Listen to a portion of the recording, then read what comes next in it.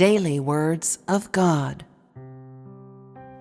No one is more suitable and qualified than God in the flesh for the work of judging the corruption of man's flesh.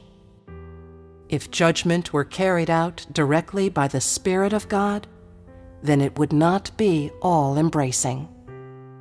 Furthermore, such work would be difficult for man to accept, for the Spirit is unable to come face to face with man, and because of this, the effects would not be immediate, much less would man be able to behold the unoffendable disposition of God more clearly. Satan can only be fully defeated if God in the flesh judges the corruption of mankind. Being the same as man possessed of normal humanity, God in the flesh can directly judge the unrighteousness of man. This is the mark of his innate holiness and of his extraordinariness. Only God is qualified to and in the position to judge man, for he is possessed of the truth and righteousness, and so he is able to judge man. Those who are without the truth and righteousness are not fit to judge others.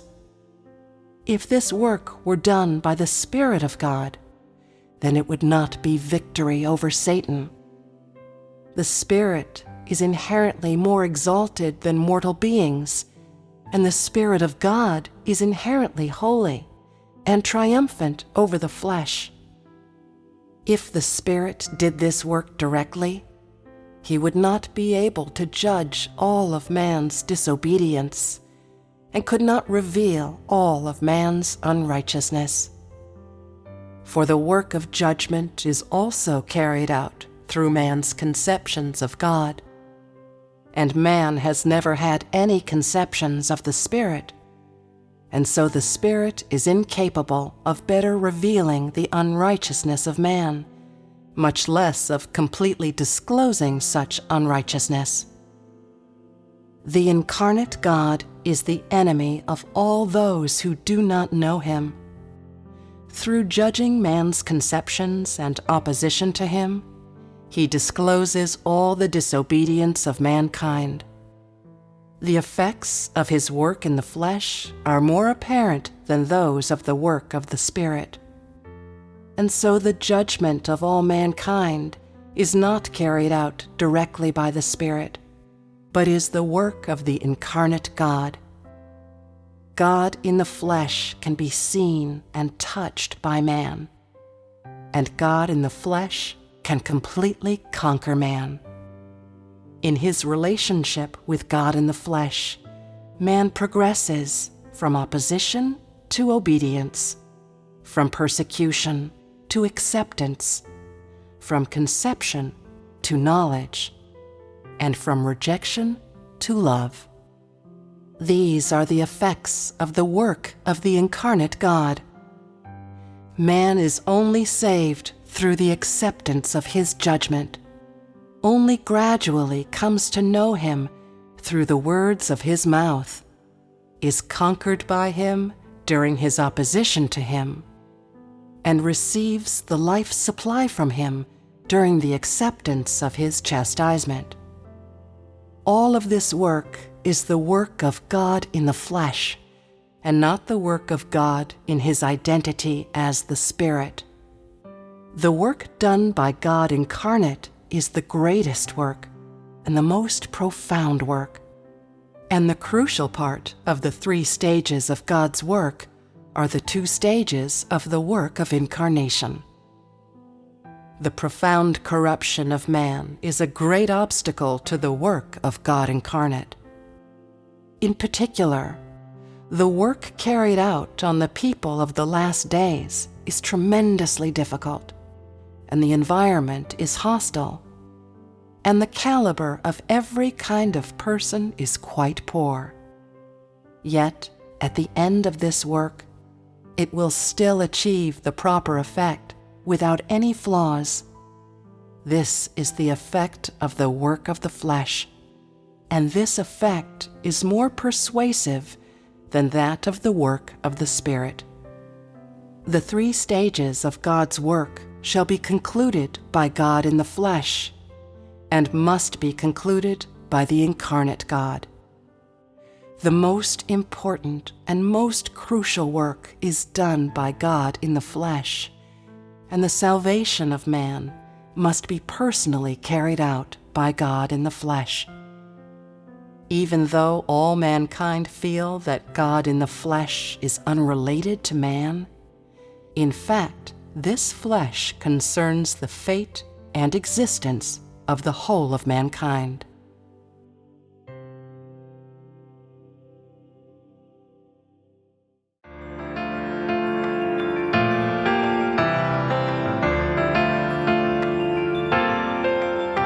The work done by God incarnate is the greatest of God's work. The work done by God incarnate, most profound of all God's work.